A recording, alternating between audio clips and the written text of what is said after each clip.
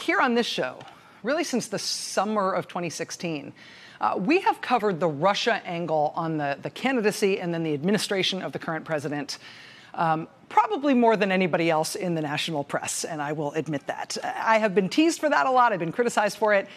Also, I know that the intensity of our coverage of what we now know of as the Russia scandal, the intensity of that coverage, our sort of dedication to the story, by necessity has squeezed out space and time that we might have devoted to other worthy stories. I know that. I'm totally cognizant of that. But let me just say, on this of all days, here's why we have covered this story so intensely.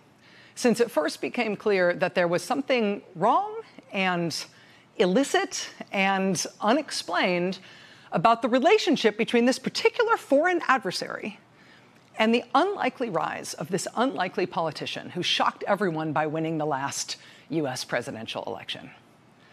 I mean, there was no explicable reason why, as a presidential candidate, he would step with such excruciating care to avoid ever saying anything remotely negative or critical about Russia and its president.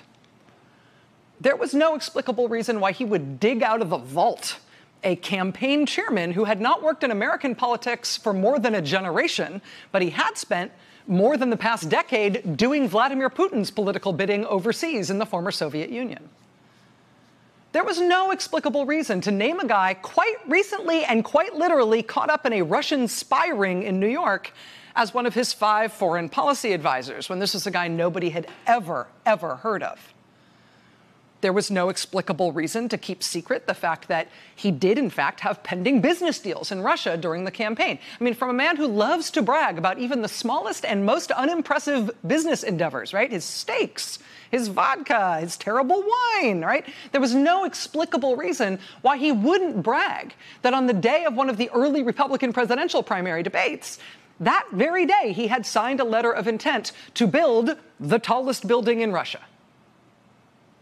There was no explicable reason why he wouldn't admit to that. There was no explicable reason why the Trump campaign would intervene in the Republican Party's national platform to make it more pro-Russia and then cover up their tracks and deny that they'd had anything to do with it. There was no explicable reason why so many Russians attended the Trump inauguration. There was no explicable reason why he surprised everyone by inviting the Russian foreign minister and the Russian ambassador into the Oval Office with no notice, no U.S. media, and apparently no limit on his willingness to disclose to those Russian officials code word level intelligence from our closest foreign allies. There was no explicable reason for any of those things, unless you were willing to believe the worst.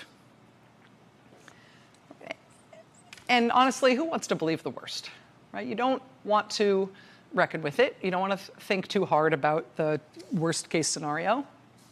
Because for one thing, it raises very uncomfortable questions about what we should do as a country, what we should do as citizens, if the worst case is true.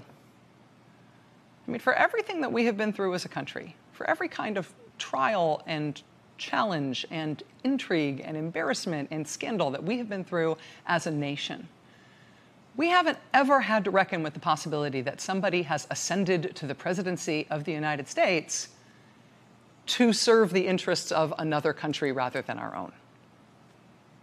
What's the corrective to that? How do you remedy that?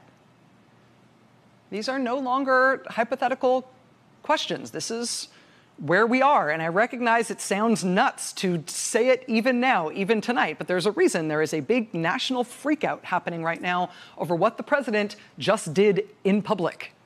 I mean, whatever happened in the long private meeting he insisted on taking with Vladimir Putin today with no other American officials present, whatever happened there, what happened in public thereafter has really shaken the country today for the worst possible reasons. Before today, no serving U.S. president has ever before taken sides with a foreign government against our own, let alone a foreign government that has just attacked our country. And if the president did that today because he has some reason to serve that other country rather than our own, then a lot that has previously been inexplicable is now explicable. And that's the worst case scenario. And deep breath. It means we're going to have to come to terms with this as a country, and we're going to have to come to terms with what we need to do next as a country to fix this. And in order to do that, the blinders have to come off. We have to be real.